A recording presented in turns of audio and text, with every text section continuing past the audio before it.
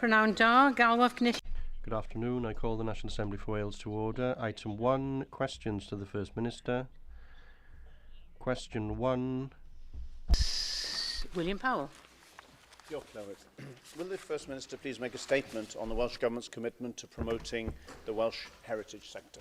Yes, the programme for government, and in particular our historic environment strategy, outline our commitment to support and promote the Welsh heritage sector at home and abroad. I'd like to thank the First Minister very much for that answer. As colleagues around the Chamber will be aware, we're once again approaching the commemoration of the assassination of Llywelyn ap Gruffydd, Ein Llw Olaf, in the village of Kilmary in my region on the 11th of December 1282. As you may know, the standing stone and memorial is within the stewardship of Powys County Council, which has undertaken a range of health and safety works in recent times. However, there is a need for some enhanced signage on the A483 and other interpretation works. First Minister, will you consider directing CADW to working in partnership with Powys County Council and the Kilmary Community Council to bringing forward these works befitting a memorial of national significance? Yes, this is an issue that's been raised before in the Chamber. As the member says, the memorial at Kilmary is not in the ownership of the Welsh Government, but nevertheless, it's important that all parties, including the Council, including CADW, of course, work together in order to ensure that the memorial is well maintained. As we remember the events of the Battle of Irvine Bridge and the actions of Stephen de Frankton, if I remember, who was the Norman knight who is said to have done the deed. Susie Davis. First Minister, I wonder what your views are on seeking the return to Wales of items important to our heritage.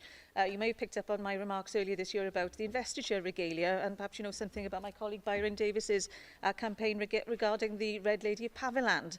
So I was wondering what your government will do to help museums across Wales with the conditions necessary to help bring back, repatriate items to Wales, and what will you do for the conditions in those museums to make sure that those items are able to be kept here?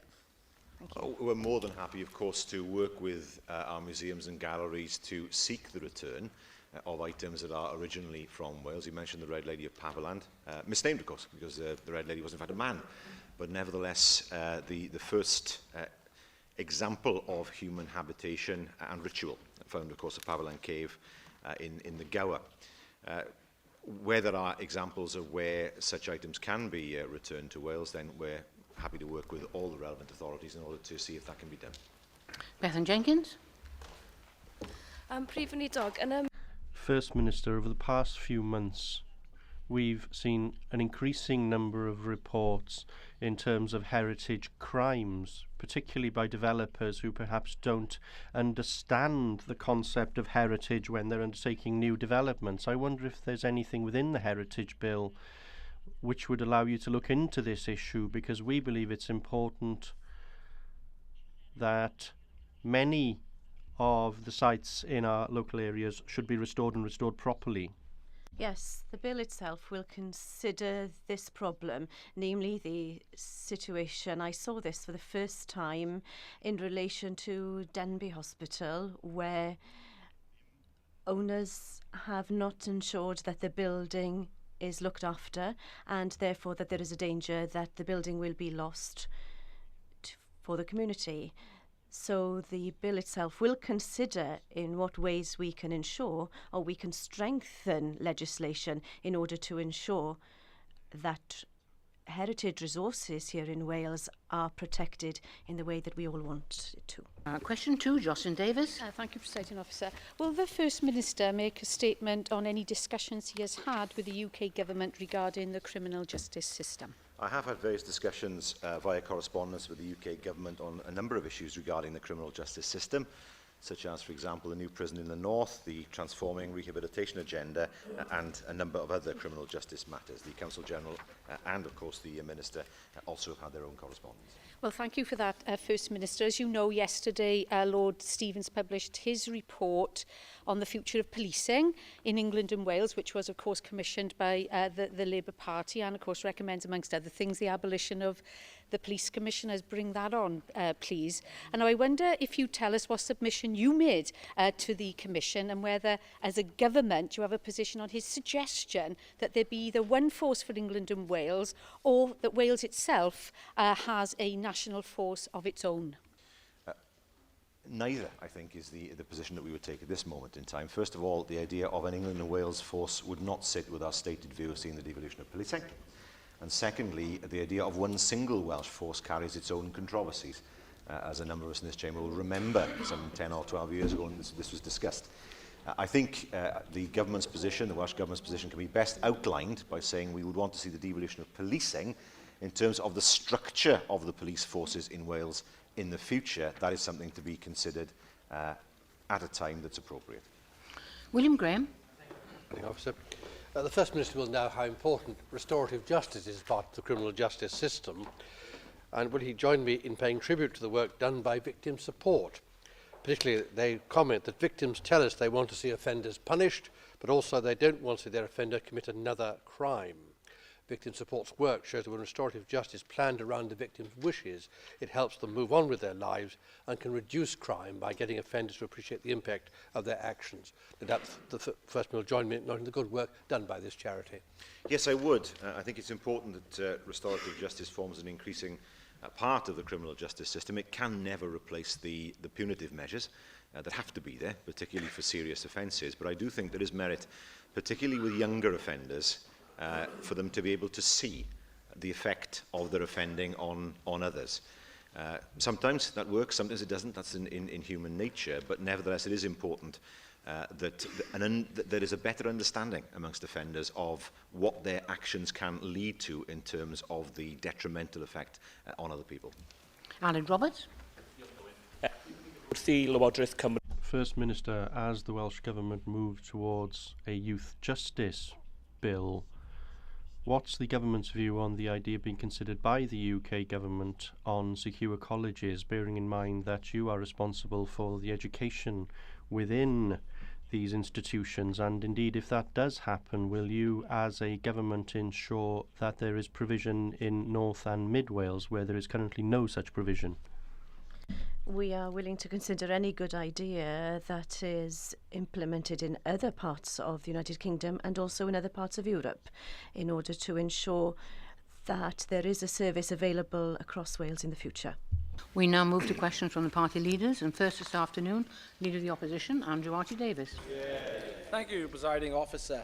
First Minister, were the Welsh Audit Office wrong last week when they stated that Cabinet colleagues were kept in the dark over the tuition fee policy? Yes, and I will be releasing the Cabinet papers and minutes which illustrate the conversations that took place at that time. Well, that's an interesting comment for you to come back with, given that most people think the evidence that the Welsh Audit Office collate is very robust and is factually incorrect. So I'm sure we will look forward to that statement for you to correct. But if we look at your education policies, First Minister, it does show that there is a great difficulty in having any cohesion between your Cabinet Ministers. Because on the 8th of October this year, you said, I expect to see an improvement in our PISA results in December. I have said that before.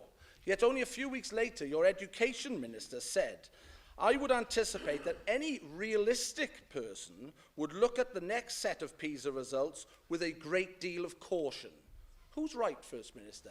Your Education Minister or yourself as First Minister? In fairness, he moved swiftly on, didn't he, from the answer that he didn't expect earlier on.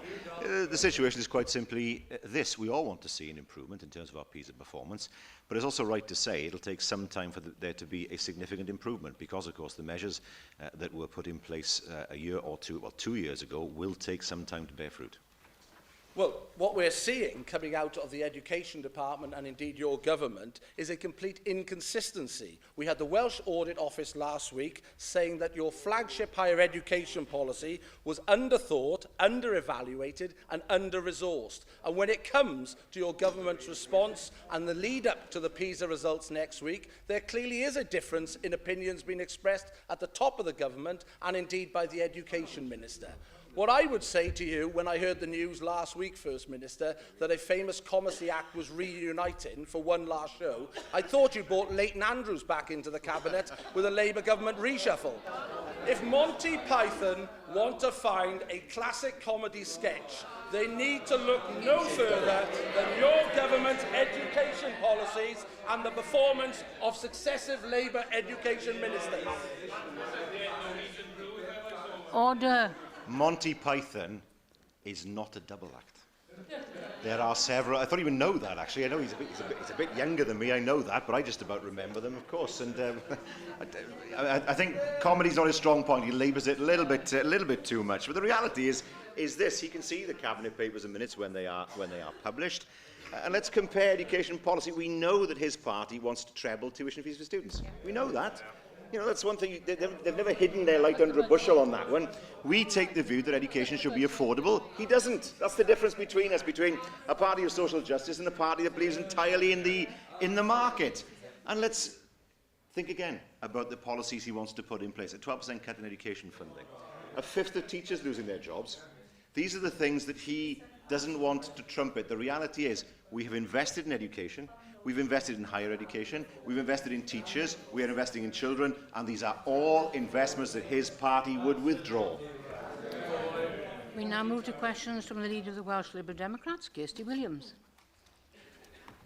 Thank you, Presiding Officer. Actually, First Minister, what others might think, there is nothing comedic about Wales's PISA figures.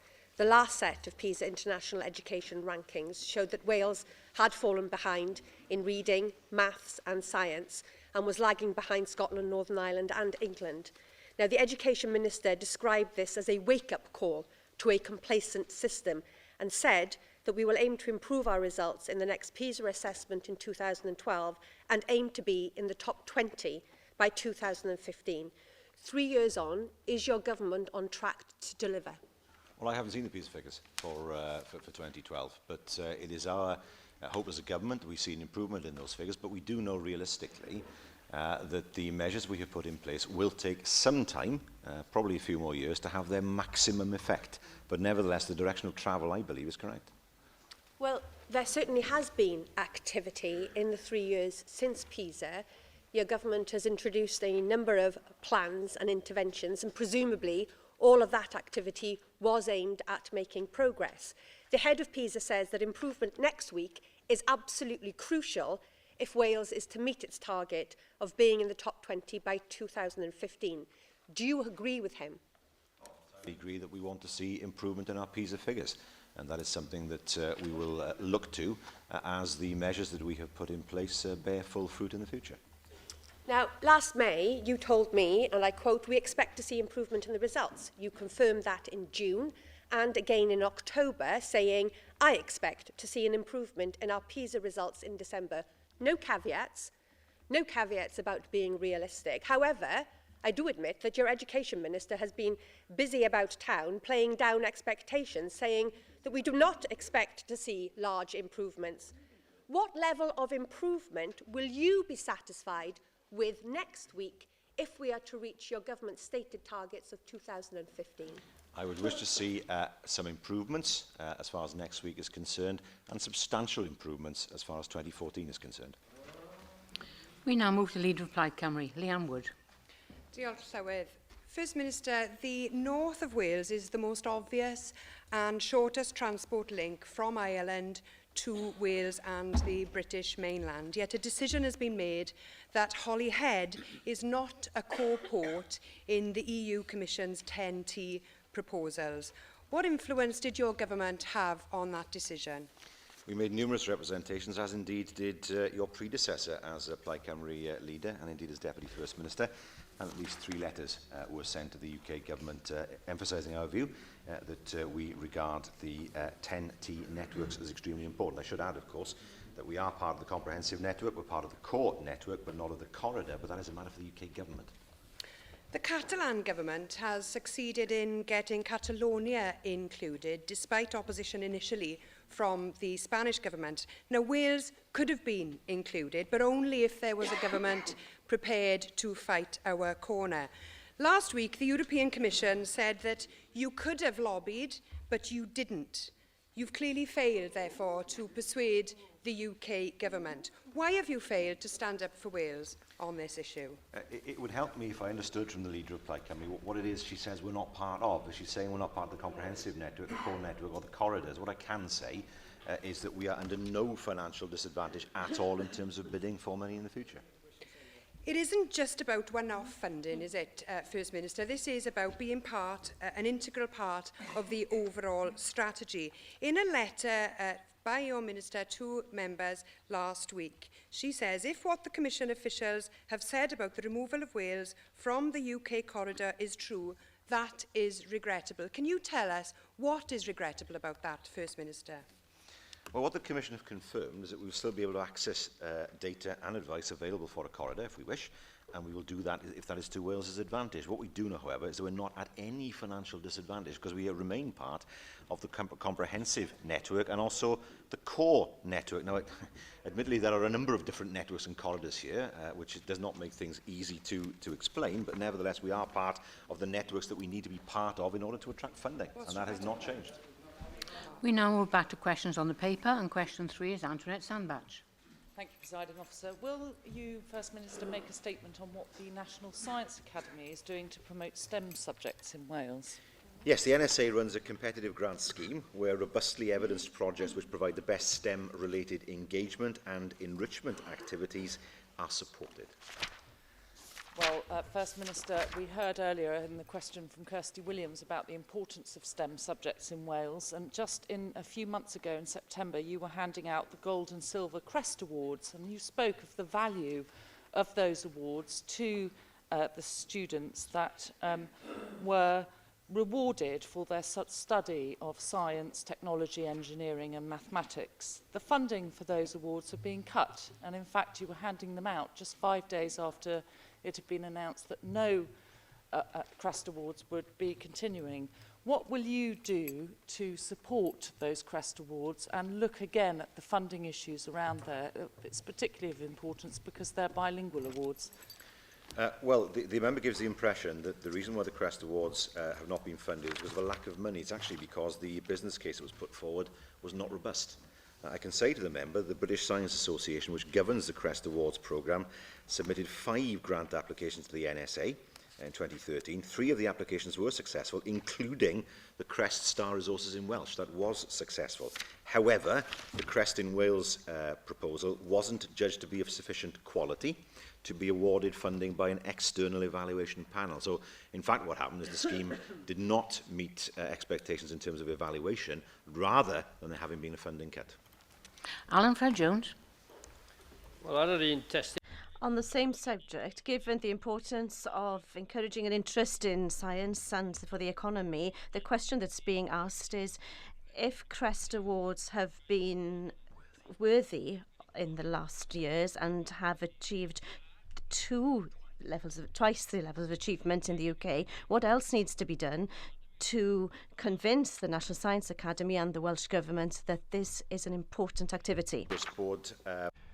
We must bear in mind, of course, that the British Scientific Association has been successful in terms of a number of bids, including the Crest Star Resources in Welsh. The Crest programme hasn't been successful, but I should state that that was a decision taken by an independent panel.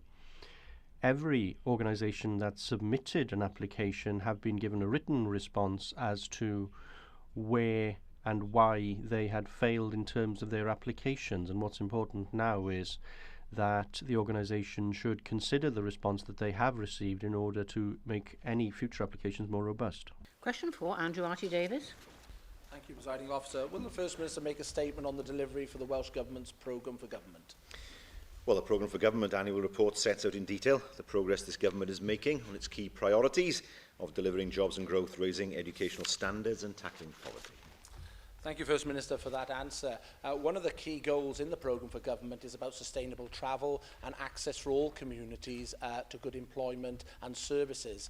And part of that provision is obviously the provision of local transport, i.e. bus routes. Across my own electoral region of South Wales Central, in particular in the Vale of Glamorgan, there's been a dramatic decline in the ability to access local transport via buses because of the change in the funding formula that your government brought forward in April this year. Are there any actions that your government are going to undertake in the next couple of months that might seek to redress the decline in these services and rebalance the funding formula that your government announced last April? Well, discussions will continue with the bus operators. We can, of course, allocate money because the funds are not there at the same level as they were because of the budget settlement that we have had.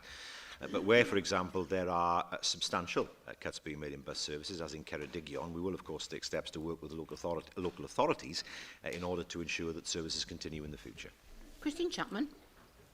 Thank you. First Minister, whilst I welcome the fact that the smoking ban has seen a reduction in the numbers of smokers, recent reports have highlighted an increase in the number of children experiencing nicotine poisoning. This includes incidents involving children who've come into contact with nicotine replacement therapies, including gum, patches and lozenges. And in light of this, what guidance or prevention advice is the Welsh Government issuing to practitioners to inform parents, carers and those working with families and children of the dangers of nicotine products and importance of storing them safely? Yes, Children in Wales, in collaboration with Public Health Wales, have produced an information sheet for parents, carers and those working with families and children. It's called Protect Children, Prevent Nicotine Poisoning. Where do you keep yours? It does identify all products, first of all, containing nicotine. Important to identify that first. Emphasises how poisonous nicotine is to children and how children can be poisoned. So it does give advice on the correct, safe storage of nicotine in order that children are not put at risk. Simon Thomas.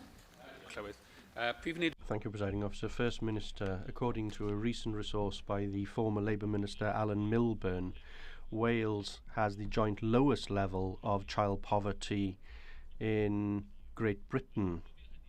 Bearing that in mind, and bearing in mind that actually dealing with poverty is one of the main objectives of the government, what 3 outcomes are you most proud of in this area? Ensuring that more children are doing well in school with Flying Start, ensuring that more families can have access to work. That, of course, can be done through schemes such as Jobs Growth Wales, etc. And also ensuring that there is more support available for families to ensure that they can find work and can obtain skills. So ensuring work that is available and also ensuring that they have access to the skills needed to ensure that they have work in the future.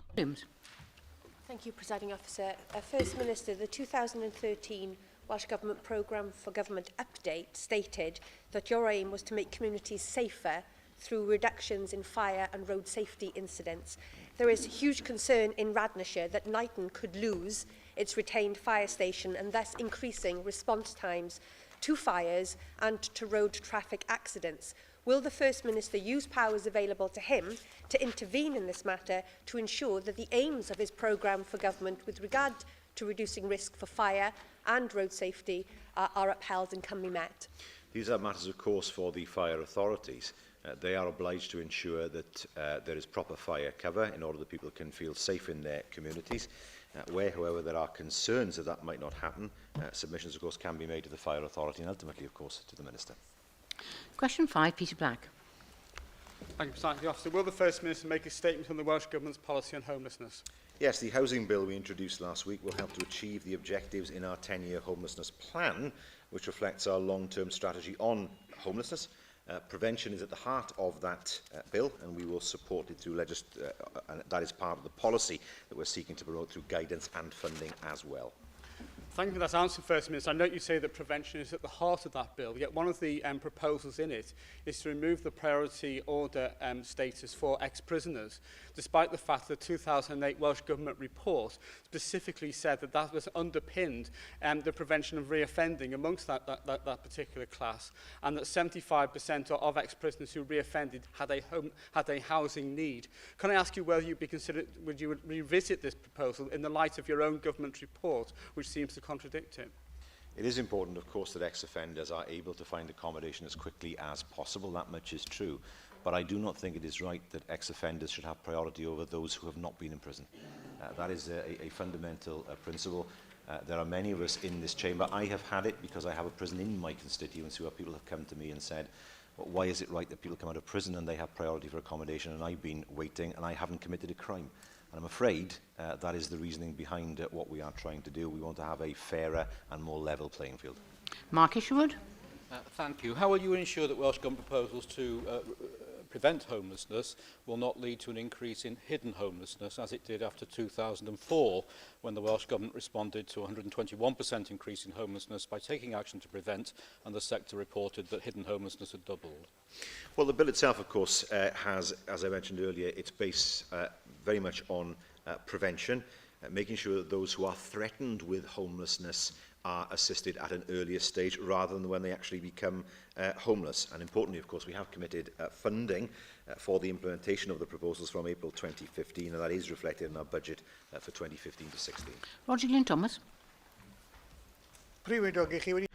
First Minister, you've mentioned the importance of preventing homelessness. Would you agree with one of the things that's going to add to homelessness in Wales is the bedroom tax?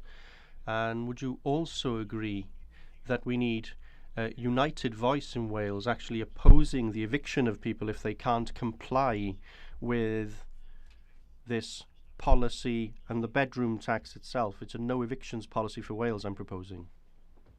Of course, the member is right. There is a risk that some people will become homeless in future, and the views of this government is that the UK government should change its policy as to how we can, in terms of how we can actually alleviate the effects of the UK government's policy. That's something we're considering at present. Dashgar. Madam Presiding Officer, what action will the Welsh Government take in the next 6 months to tackle the hate crime in Wales, please? Yes, we will publish responses to the recent consultation on tackling hate crimes and incidents framework for action in the early part of next year. We will then review the evidence and work with partners to develop the final framework and delivery plan by spring 2014 next year. Thank you very much, First Minister. According to the Gwent Police, reported hate crimes are on the rise, but still remain, I quote, incredibly underreported. This is particularly true of disability hate crime, where some victims, such as those with learning difficulties, may not have the capacity to come forward themselves. What is the Welsh Government doing to encourage and assist the disabled to report hate crime so it can be tackled effectively in Wales?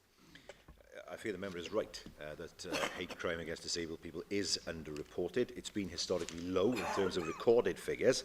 Part of the challenge of the framework, of course, will be to work proactively to identify how we can increase the confidence that people need to report crimes across Wales. We also have an excellent relationship with the Disability Hate Crime Action Group in Wales, where there is representation from across disability organisations, and officials sit on that group. Using the resources, of course, and expertise of that group, we hope, of course, to inform the framework and make it easier in terms of people's confidence to report hate crimes against disabled people in the future. Anne Jones. Presiding Officer, First Minister, putting equality at the centre of government is important to tackling hate crime, and it's something that this government in Cardiff Bay does very well. However, a group of Conservative MPs, which includes the former AM Alan Cairns, calling themselves the Free Enterprise Group, are now calling for the UK Government's Equality Office to be abolished, calling it counterproductive and a source of unnecessary and burdensome regulation. First Minister, will you join with me and call on the UK Government to publicly state that it has no desire whatsoever to wind up the Government Equalities Office? And will you also give an update onto Chamber on how the Welsh Government is putting equality at the heart of all its policies? Well, I cannot see how making society less fair is an advance as far as society as a whole is concerned. I certainly would support the member's call for the UK Government to make its position clear, and I very much regret that a group of Conservative MPs, including a former member of this chamber, has taken the view that equality is something that can be dispensed with. That takes us back to the days before 1970 with the Equal Pay Act. I can say that equality and inclusion is at the heart of Welsh Government and is reflected within, of course, our founding legislation, as well as being woven throughout our programme for government. Lindsay Whittle. First Minister, I know from a previous occupation that many incidents of hate crime occurs amongst tenants in social housing where victims are bullied in their own homes. I asked you on the 20th of November 2012 what extent the Welsh Government was engaging with social landlords to address the problem. You replied most positively that you were. Are you able to now report back on any successes in these statistics, please? Well, in terms of the statistics themselves, I'll ask the Minister to write to you. But what I can say is that we have worked very closely indeed with those who are vulnerable, particularly social tenants, in order to reduce the amount of hate crime. But I will, as I said, ask the Minister to write to you with further detail. Rebecca Evans. First Minister, last week I was pleased to support Stonewall Cymru's campaign to stamp out the misuse of the word gay as an insult. And at the same time, Barnardo's Cymru showed that 60% of children have heard bullying based on sexuality. So how is the Welsh Government ensuring that schools implement robust anti-bullying policies? Exceptionally important. I've heard it amongst children. They will throw the word around almost freely without thinking about the consequences. It is important, of course, that we make sure that we reassert our view that this is totally unacceptable. I do welcome Stonewall Cymru's campaign. The findings from Barnardo's also show that more than half of children in Wales have witnessed bullying based on disability, sexuality or cultural background. That is both shocking and unacceptable. We have asked Estyn, as part of its current remit, to carry out a thematic survey looking at the effectiveness of action taken by schools to address bullying on the grounds of protected characteristics, including sexual orientation, and findings from that survey are expected to arrive in the summer of next year. Question 7, Mike Hedges. Thank you, Presiding Officer. Will the First Minister make a statement on the importance of integrated transport systems in city-region models? Yes, better integrated transport connectivity can have, of course, a transformational impact upon businesses, people and communities across city regions. Now, the city region boards will consider transport connectivity in their priorities for the city regions themselves.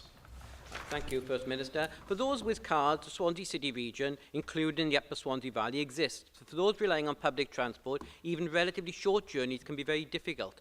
Will the integration of rail and bus within the Swansea City region be seen as a priority? I think it has to be. Rail and bus integration should be a priority across Wales. Swansea is not, as the member knows, as well served as Cardiff in terms of its railway lines, probably because it had, depending on how you count it, 4 or 5 different railway stations at any moment in time. Now, of course, just the one. Its railway system wasn't integrated in the same way as Cardiff's was, and as a result, the network was lost. But the member is entirely right. We have, for example, the Swansea Valley, a substantially populated valley, without a railway line in it. It hasn't been there since, I believe, 1958, when the last passenger train ran down from Brynaman East Station, because Brynaman did have 2 stations at one time, down to Swansea St Thomas Station. Important then, of course, that buses are properly integrated with trains coming in, not just to Swansea's High Street Station, but to Gowerton, and also, of course, for some parts of that valley beneath. Byron Davis. First Minister, there's great support, going on your last answer, there's great support in South Wales for the Metro project, but I want to add a note of disappointment on behalf of Swansea, really. The current model sees Swansea as a terminal rather than an essential hub. There are, however, ambitious plans afoot out there, such as the Swansea 9 Lines project, led by Amman Valley Rail Group, who have plans to open old lines and create new lines throughout Swansea and the Swansea Valley area. Will you commit to producing the same transport vision for the Swansea Bay region and give the same priority as the Cardiff region seems to attract from your government? Well, I mean, the suggestion that Swansea is losing out, it would be untrue. I mean, the reality is that the current passenger rail network is very much centred on Cardiff. Swansea does not have the same advantage. Nevertheless, I'm aware of the 9 Lines project. Of course, the Amman Valley Railway is used at the moment, but it's a mineral line bringing coal down from the East Pit. They also have plans, of course, to reopen the extension that was once there to the old Abernant Colliery. Now, they will need, of course, to put forward their business plan in terms of how the railway, which I think has a 20-mile-an-hour limit on it at the moment, can be upgraded for passenger working in the future. But nevertheless, any proposals, I'm sure, will be fully considered by the City Region Board in order to make sure that existing rail networks can be integrated into the passenger network in the future. David Ellis-Thomas. Thank you very much, Presiding Officer. On his recent visit to Edinburgh to try and bring influence to bear on the result of the referendum there, did the First Minister have an opportunity to study the very expensive tram system in that city, and can you give this chamber an assurance that the options considered and developed in Wales will be far more similar to the light railways that are cheaper and very popular across Europe?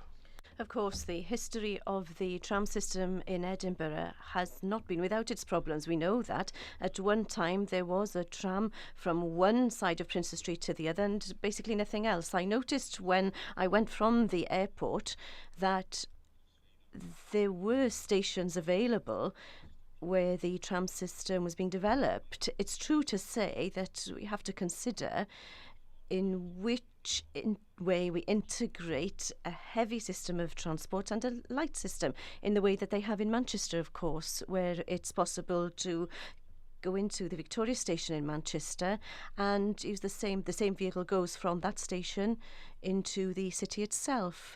Therefore, as part of the metro plan in South Wales, we'll have to consider how we can ensure that we can extend the rail network that's there at the moment into the centre of the city. Question 8, Mick Anthony. Thank you, Presiding Officer. First Minister, would you make a statement on the devolution of taxes and borrowing powers for Wales?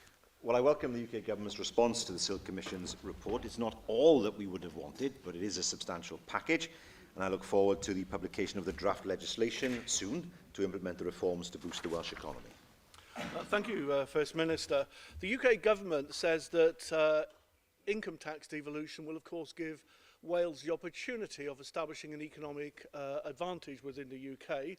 However, the Secretary of State for the Secretary of State for Wales says that air passenger duty cannot be devolved because it would give Wales an unfair advantage. Whose approach is correct? Well, I better be careful here. I saw the Secretary of State accuse us of being too nice in this chamber in the Western Mail this morning. But let me point out some of the inconsistencies in his recent statements. He was very robust at one time when he said that he believed that stamp duty varied at different, or set at different rates at both sides of the border would distort competition, which he thought was a significant issue.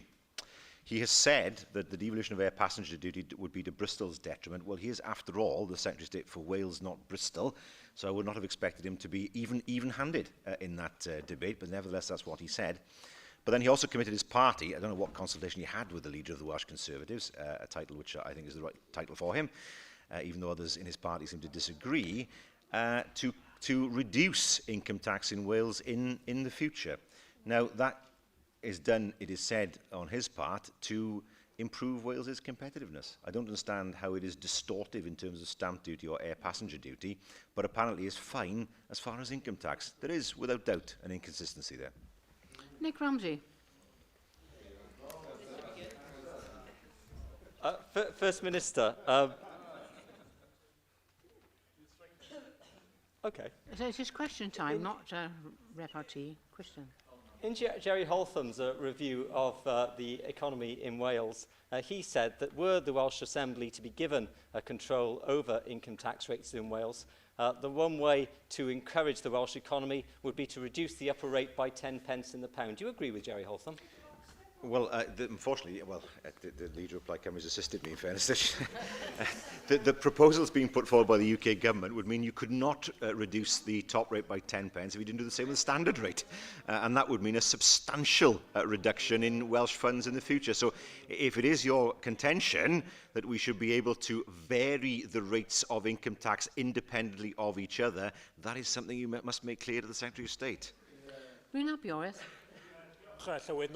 Thank you, Presiding Officer. If you could return to transport in the context of borrowing powers, we certainly agree that money should be spent on alleviating traffic problems in the southeast and transport issues in the southeast. But can I draw your attention to the Alan and Deeside MP's comments, who said today that transport in North Wales was creaking, that we need a modern transport system. We do believe that borrowing powers should be shared across Wales in terms of the benefits they bring.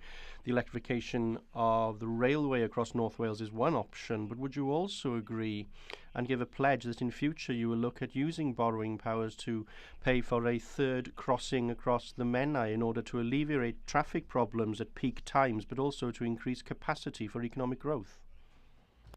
The member is right to say that borrowing powers should not be beneficial to one part of Wales. I'm very careful to say this in my response to the UK government. One thing that perhaps could be considered in the future is in which way we can ensure that traffic crossing the Menai is in a way that is easier than now. One way of doing that maybe perhaps is the third bridge, but there could be other options, maybe not the Menai Bridge but Britannia Bridge.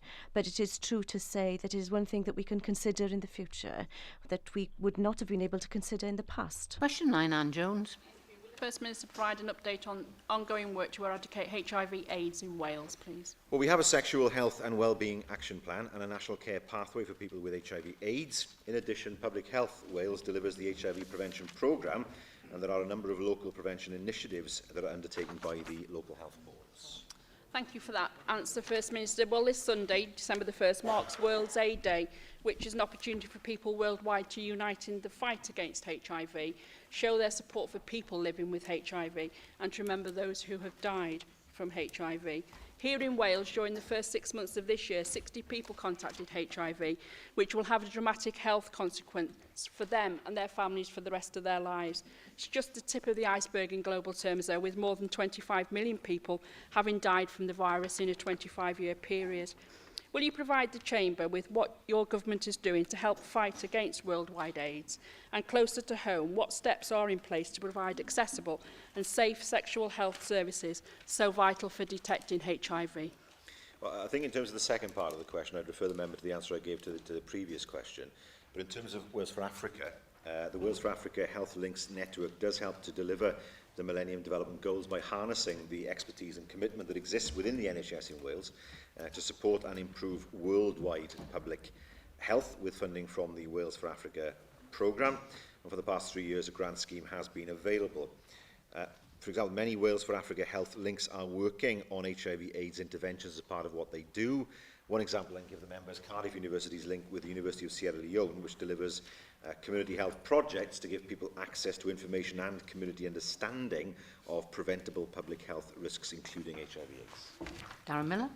Thank you, Presiding Officer. First Minister, the prevalence of HIV infection is higher in prison populations than it is in the general population, and you'll be aware that the NHS in Wales is responsible for healthcare in Welsh prisons. What action is the Welsh Government taking to improve sexual health within the prison population?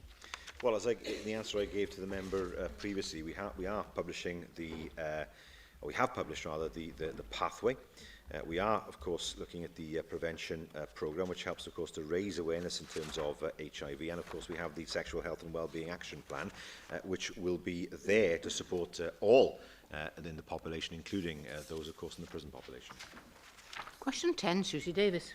Llywydd, does the Welsh Government plan to review its renewable energy policies and targets to take account of emerging technologies? Well, our aim is to achieve a low-carbon economy while ensuring that in transition we deliver economic benefits and jobs. It's that principle rather than a commitment to any particular technology which drives our energy policy, although, of course, we always look to see how we can develop emerging technologies in Wales in the future. Oh, well, thank you for that answer, First Minister. As you probably know, most of my region falls within strategic search areas E and F, which on the back of your rather determined policy regarding onshore wind farms. But one of the disadvantages of wind is its unpredictability. Energy produced at times when it's not needed can't easily be stored, even though it's possible to convert it to water pressure, which is itself a form of energy capture for later use. Will your government consider requiring planning applications to include a statement from developers saying how they intend to prevent energy loss at times of high production but low demand? Well, that's a matter for the UK government in terms of the grid rather than for us. I mean, in terms of energy policy, we need to have large power stations, and there is, to my mind, no alternative to nuclear in that regard. It's not possible to move back to the days, even if we wanted to have coal power stations, because there is no coal in a sufficient amount to actually fire those power stations, leaving aside the important and not irrelevant point of their carbon footprint. The reality is, if we want energy security in the UK, we have to harness renewable energy, and we have to harness wind. And it's with very much regret that I saw today that the Atlantic Array is not going to be proceeded with. I believe because of the reasons given, technical problems, but because the UK energy market is so shambolic at the moment. There is no direction. No one knows what the market will look like in the future. And there is a serious danger that unless things change between now and 2017, the lights are going to start going off. It's about time the Tory Lib Dem coalition in London give us some idea of what the direction of travel as far as energy will be in the future. That has yet to be done because of internal arguments within the coalition itself, but the people of Britain deserve better. Lle Griffiths. Thank you, Presiding Officer. You would therefore agree with me, I know that you do because you voted in favour of this last week, that it's necessary therefore to devolve responsibility for energy for Wales because of the chaos that exists in the UK government's energy policy. And isn't it a great shame that Labour MPs didn't support that in Westminster when they had the opportunity? That was a little bit different. What we have said is that we want to ensure that we have energy powers up to a limit, but I don't see why that limit should be now. This is our policy as a party. We want to ensure that we have powers over energy, but what we have to consider, of course, is that those powers would not extend over the market itself, because the market is a British one as an island, namely the island of Great Britain, so it would be possible to ensure that we could create means of creating energy in the future, but that doesn't mean that we would have some sort of regulation over the market. That's why it's important that the UK shows a clear way forward on the market. Thank you, First Minister.